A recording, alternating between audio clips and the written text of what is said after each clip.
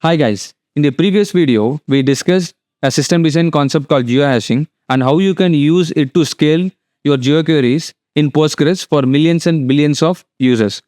But the geohashing algorithm has a slight edge case. So I'm going to discuss that now for a recap for the previous video. So if the particular coordinate is located at that particular grid line, so for example, if the thing, let's say I'm going to go here and I'm going to go here, right? So let's take if it's the line, like if the coordinate is located on the line, the particular like one will not trigger. Okay, so that particular value will be missed out. So to tackle that, we can use you can use the neighboring geo hashes, but that is not that much scalable for so many data points. So to counter that, we are going to use a awesome concept called PostGIS spatial indexes.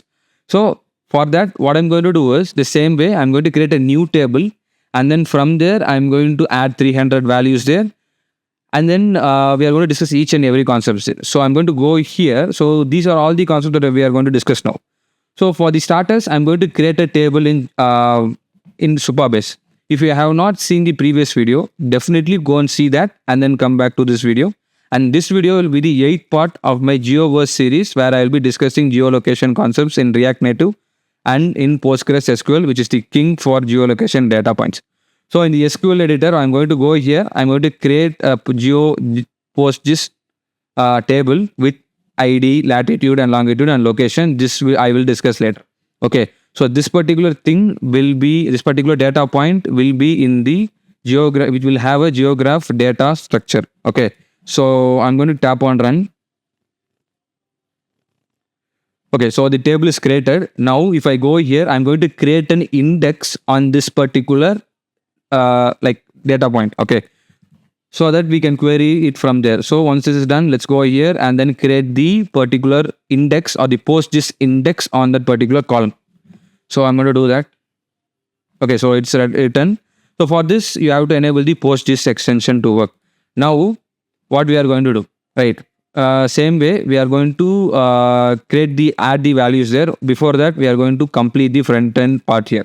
So this is in this one, I think discussed in the previous videos where this is React Native Maps.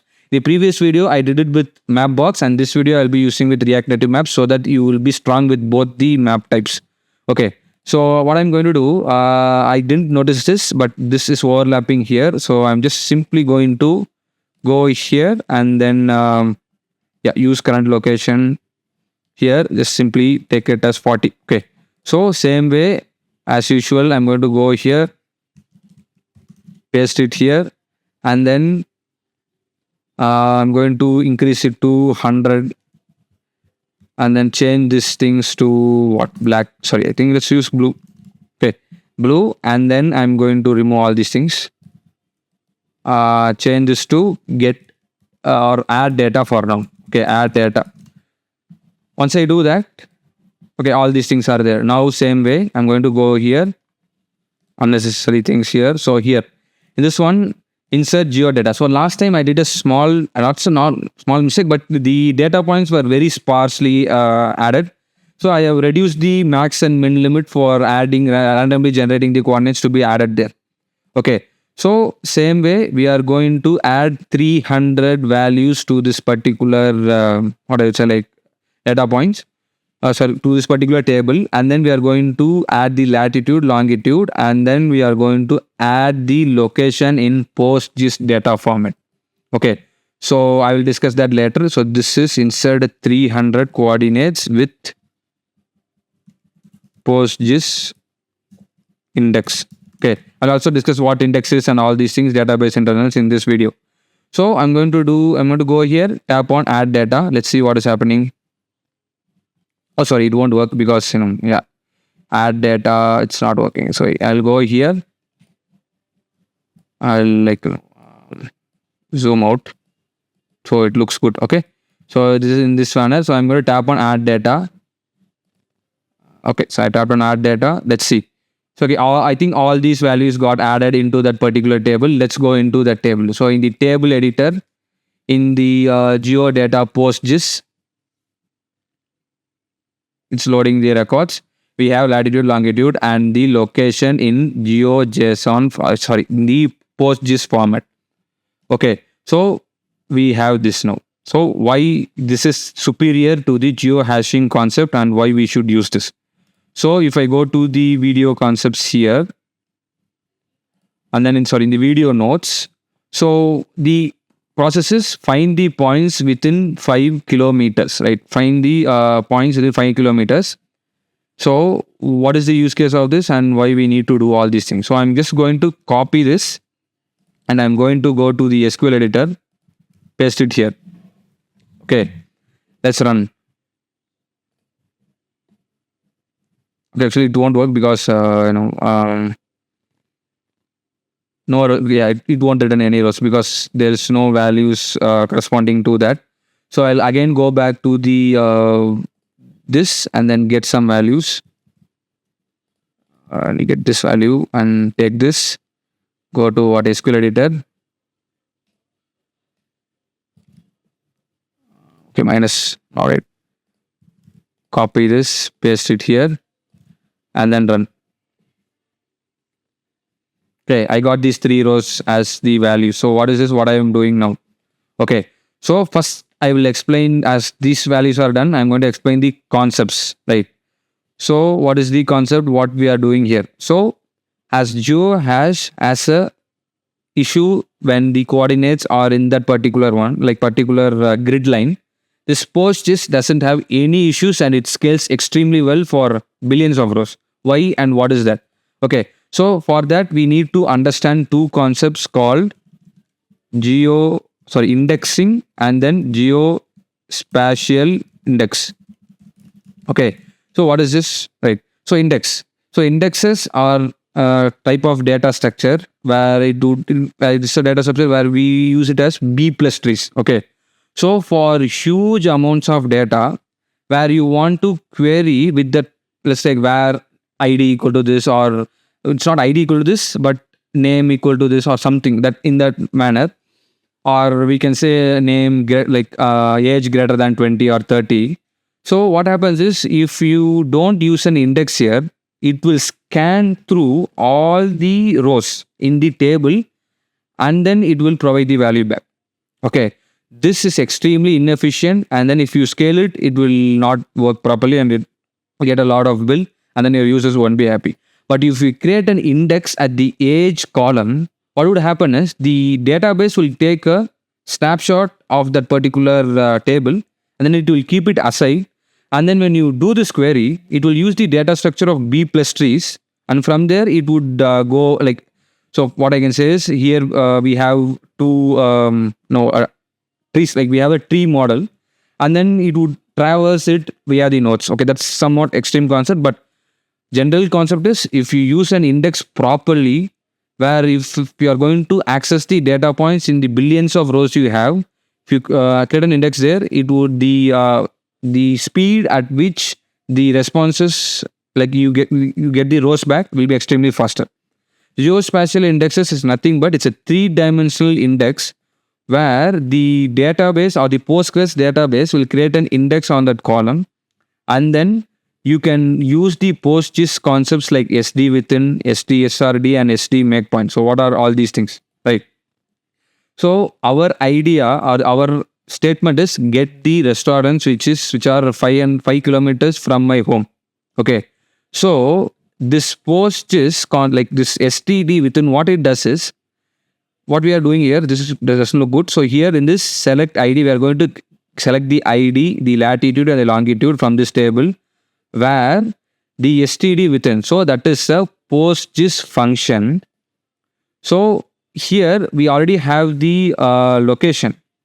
So okay, the STD within, this is the geometrical value, and then we are going to supply the user's location, latitude and the longitude value here. And then we are going to convert this value into a PostGIS value with the help of this particular function.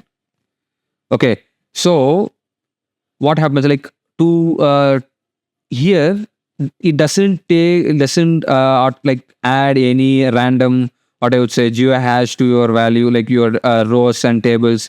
It doesn't do anything like that, as you already have all your data points with the location, which is a post, like a geography data point. And then if you convert the user's latitude and longitude to a geographic data point, the Postgres function would automatically find the distance between them without the use of averaging. They have their own internal algorithms to do that. And then it will return whatever restaurants or the points which are in that particular radius. Okay. So this is highly scalable. It doesn't have any edge case.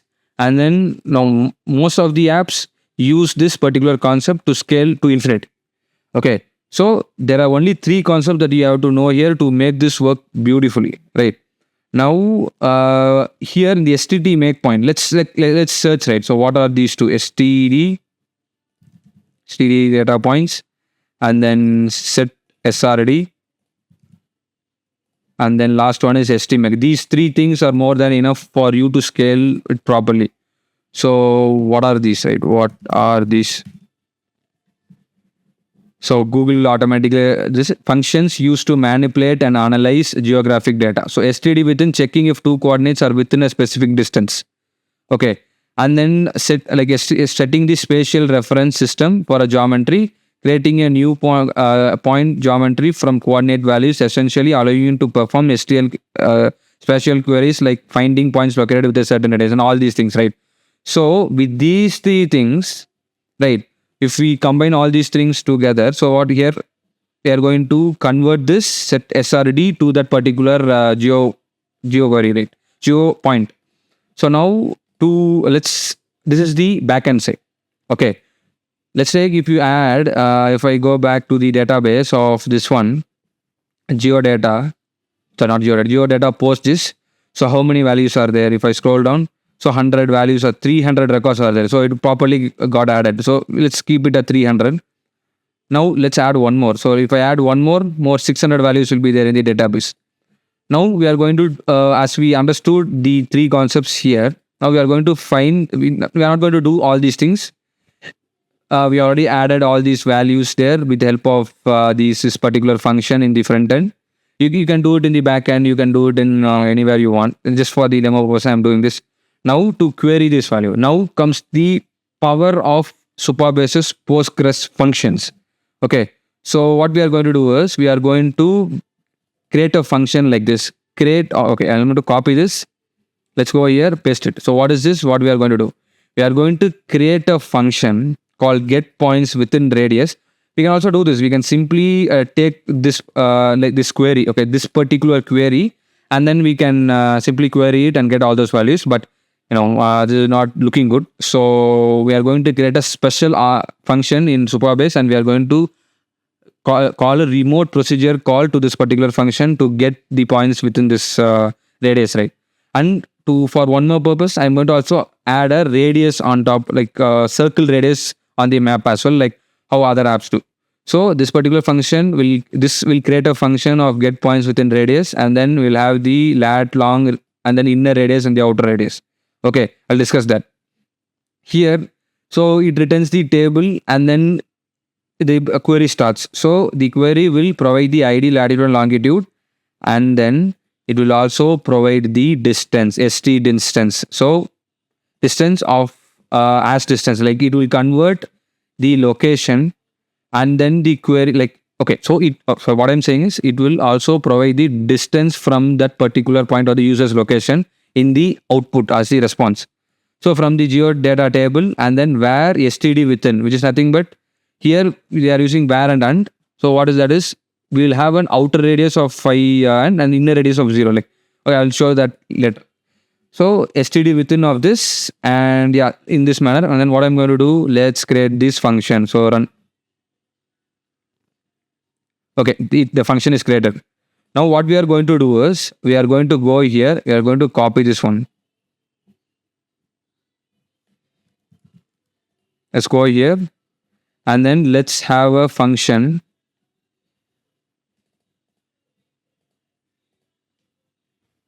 Okay, let's just simply place it here. Okay.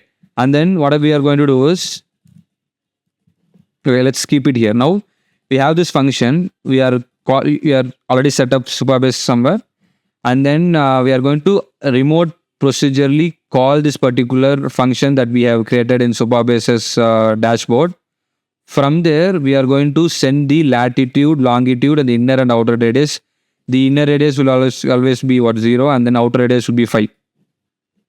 So now here, this is the value. So I'm going to comment this out, or no, let's comment it. Here in the unoptimized way, as I said, we have used have a seen formula and all these things here. We are not going to use it here because if you have 10,000 records, you have to get the distance for all of them and then query. That's not possible. So I'm going to have the response time here. And then, okay, no need response time. Let's take those things out because it's already optimized. We are going to, we are going to replace this. So we are going to go here. And then we are going to send we are going to send the user's longitude and the latitude in this way. For the inner radius, we are just going to use 100, 0. And then for the outer radius, we'll use 5,000. Unnecessary things. So here, let's use points and geo points within radius. Set the markers here. So remove all these things. Okay. I'll explain what I am doing now. So it will be more easier for you to understand. Get hotels in PostGIS. Okay. Yeah. So I'm going to go call this function in this particular here and then get PostGIS markers. Okay, I'm going to do this. Okay, I'll explain one by one. So when the user taps on get PostGIS markers, right? So what happens is this particular function will be called. And then in this particular function, I have used the geolocation library to get the current location of the user, which provides the latitude and longitude of that user. Okay. And then I'm going to call this function where I'm going to get the points which are within the 5 kilometer radius of that particular point. Okay. So when I get that point, I'm going to set the state with those points which will have ID, latitude and longitude, which I can use it in the in the map, right? So I'm going to go to the table editor. Yeah. And then in this geodata PostGIS, so I think I have 600 records. Okay, now what I'm going to do is see if everything works, the markers will be we will get the data points back in the console. Okay, so let's go here, tap on get PostGIS data. So error fetching ID is ambiguous. Okay, so column reference ID is ambiguous. Okay, to fix this, what we can do is, let's go to the SQL editor, and then we will not, I think here, let's remove this. Okay, let's try.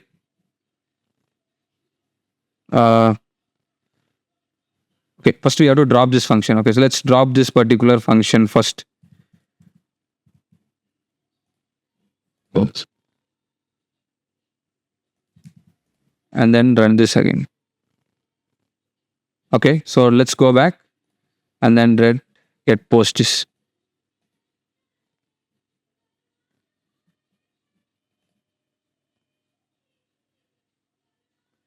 Network error. Actually, I have made a small mistake here. So here it should be geodata PostGIS. The table name is wrong. So I'm going to run again. So once I have done that, if I go here, if I tap on this get geo PostGIS markers. So let's test it again. Okay, I finally got it working. So we have to provide an alias for this particular function to work because we are, making it more complex with set st distance and stsrd. But let's go back to the concept on how we can integrate this. So here, right now, if I tap on this, no markers is coming. Okay, the point is 0. So what we can do to make it work, etc. So I'm going to just simply go here and search console.log data and the error. And then the same way for the inner radius, get inner radius, let's use what, 2000, right? 2000 meters from there. So let's do that. Let's take port get values. So I think get port data PostGIS.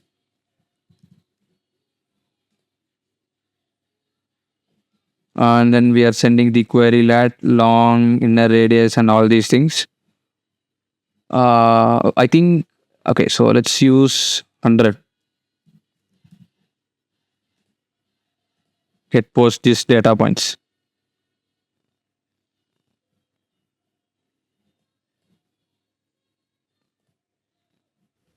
Okay, so this is our user location is slightly away from this particular place.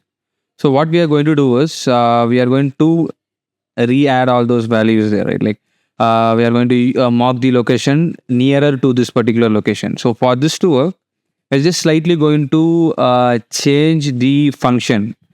So I'm going to do this here. I'm going to explain how we can fix this particular issue that we were getting, right? With the help of aliases, right? So simply let's go and search it in Google. Like, so if I, this is how you can debug. If I paste it here, what they are saying, if I tap on that, they're saying you need the table name and alias in the select as part, in the select part, maybe vg.id, etc. Okay, that's why that issue was coming. So I have fixed it properly here.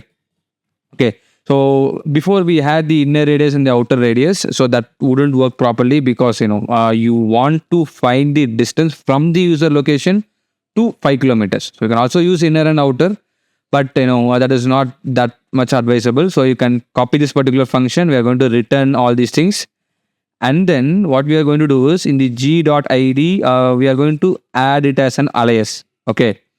So from where is this? Like select pd dot point as id, everything will be in the alias format, so it would work properly. So what they are saying here, select vg.id name from this is the table name and this is the alias actually. Okay, so I'm going to go here from this order by select star stay distance as pointers, everything will be in the alias manner. So from this is the table name and this will be the alias. So that what they are saying, column reference is ambiguous. So to prevent this ambiguous, we are going to make all the columns, id, latitude, and columns to be like retrieved from the alias, and then we are going to use this point id and all these things, pd dot point id and like from point distance pd, right? So we are going to use this to you are going to update this function. To update this, you can use it as a run. And then now we have to slightly change our front end code. So I'm going to go here, no need of all these things. So get point within the radius, inner radius, outer radius, nothing is required. So I'm going to simply use it as radius. And then I'm going to go here, change it to radius, and then remove all these things. Okay. As you can see, if I go here, the lat and long is slightly far away from the locations that I have provided here. So simply I'm going to change the marked location of the end user. So I'm going to go to device. So the features, location, and then custom location, change the latitude. What is this? And then get this, and then we can paste it here. Okay. Tap on OK. Oh, it went this. Okay. So, okay, let's see. So let's assume the particular user is in Santa, he is cruising somewhere in the beaches, right? So what we are going to do, we are going to tap on get PostGIS markers. If we tap on that, you can see we got all the data points here. Okay. So we are going to increase this particular radius now. So I'm going to go here from 5 kilometer. Let's use Zomato even orders provides us order from 10 kilometer radius. If we do that, let's tap on get PostGIS markers. We are going to get a lot of data points or more than that. Okay. So what we are doing here, we are we have made a nice function like with the PostGIS extension, and then we will call this function with the help of the RPC, and then we'll be sending the lat and long and the radius, and then this will return all the coordinates which are in that particular circle. Okay, now I'm going to draw a circle, and then I'm going to explain why this is far superior than that, and then I'm also going to render all these circles. So I'm going to go here. So how to do the circle, right? Now I'm going to go here, circle, direct native maps, radius of what? For now 1000. So radius, if I hover over it, it's in meters. Okay. So 110 kilometers, and then I'm going to have center, and then latitude would be the user's latitude. So for that to work, what you have to do in this get current position, I'm going to have something like const user location and set user location. Okay, equal to use state of what I'll use origin. I think I already have origin at the top. So simply I'm going to go here, use latitude of this, longitude of same one but with this. Okay, and then I'm going to go here, take this user location and then apply it here. Simply use it here. Okay, so it's in the latitude and longitude. This doesn't need all these things, and then I think we can change the color. Okay, let's go to the documentation. So it's React Native Maps circle, right? Circle. So circle.md will go there, and then we will see what stroke with stroke color and all these good stuff are there. So I'm going to go here, use stroke color of red, and then stroke width of 1 or 2. Okay, so let's do that. Let's go back to the screen, and then let's tap on get PostGIS. You can see we already have that map like circle there. Now what we are going to do, I'm going to show. So I'm going to go to fill color, and then I'm going to use something like RGBA of 0,0,0,1. Okay, that would be black, but we can, I think there is something. Okay, so I'm just going to use 0.3. Okay, so to have that fill color there. Now if I tap on get PostGIS markers, okay, if I scroll in, you can see I have this here. Okay, what is happening? The center location is changed. So to, okay, let's keep it in this way. In this manner, you can see I have provided 5, like this is a circle with 10 kilometer radius from this point. Now what I'm going to do is I'm going to render all the markers to this particular place. So I'm going to go here, and then I'm going to use what? I'll go to the top. So here in this way, when I get the data points from the backend, from the Postgres custom RPC function, like Postgres function, I get the points. And then I'm going to use this hotel markers array, like hotel markers custom state. And then I'm going to update this here. So hotel markers dot map marker. And then I'm going to use return. And then here I'm going to simply use this. Okay. And then I'm going to change this source to this. And then everything should have a key. So I'm going to use key equal to marker.id. Okay, and then this coordinate destination should be what? Latitude is to this. Latitude, longitude should be what? Marker dot longitude. Sorry, marker dot longitude. So this one, same way I'm going to take this, put it here. Okay. You see, it's already working, and I don't like that color. So what I'm going to do is, I'm going to go here to this place, get this nice emoji, and then not here. Put this here, change this to hotel.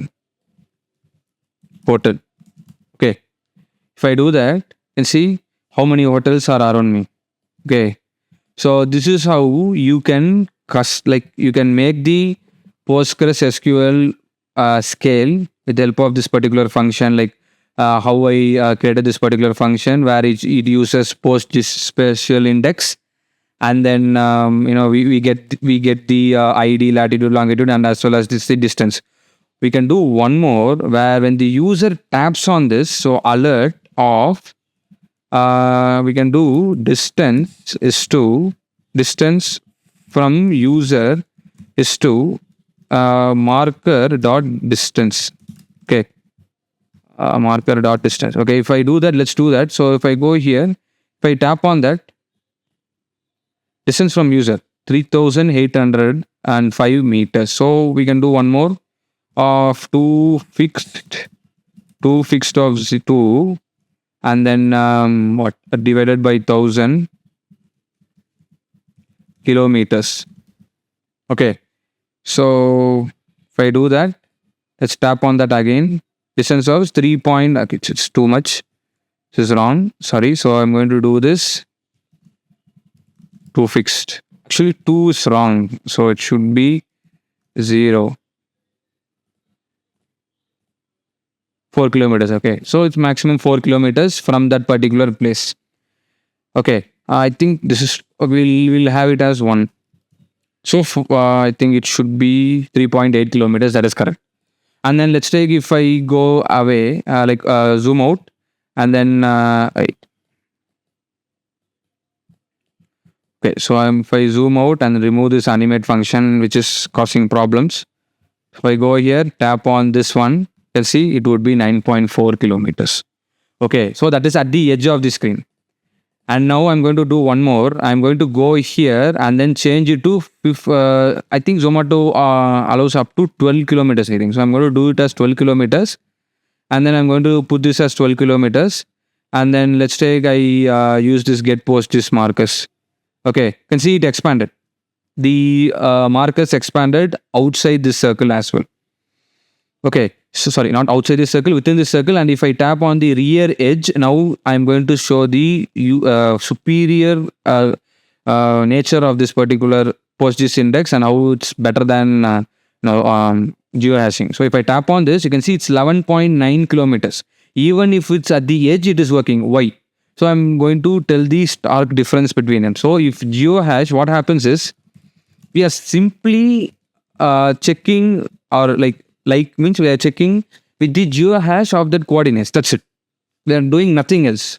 Okay, but it works on scale as well. But for edge cases where if even a single coordinate value is missed, the hotel or the restaurant will lose revenue on that. So to prevent all those things, we can use PostGIS to check if that particular restaurant is within that particular radius without all these constraints. As Postgres provides us a custom-made function like this. So for example, if I go here, they provide us a custom-made function like SDD within, where each and every restaurant will have this geolocation, like this particular, the geographical value, a geographical point. And then if we just provide the lat and long of the user, it will automatically get the distance from the user to that particular restaurant. And this would happen at rocket speed. Okay. So if we will also see the, let's go here. Let's also see the response time, right? So if I go here and use const start equal to new date dot get time. And then let's go here, use same way, end. So console.log end minus start. Okay, so let's do that. Let's go here, and then this is for 600 points. Get PostGIS data. Okay, so I'll scroll down. So within 400 milliseconds or 500 milliseconds, I'm able to, the PostgreSQL is able to query through all these 600 markers at a time and provide the marker values here, and then I'm able to render it here.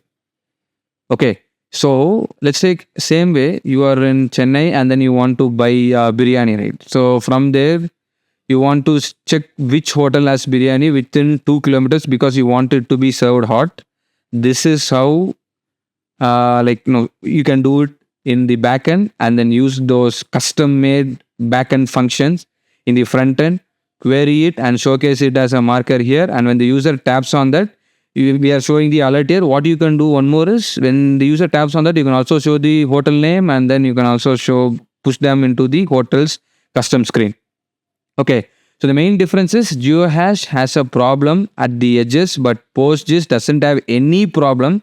Even if it is at the limit, right? At the end of the limit, it will still show that particular coordinates, so particular coordinate values or the data points, and it will return it, and then we can use it however we want in the front end.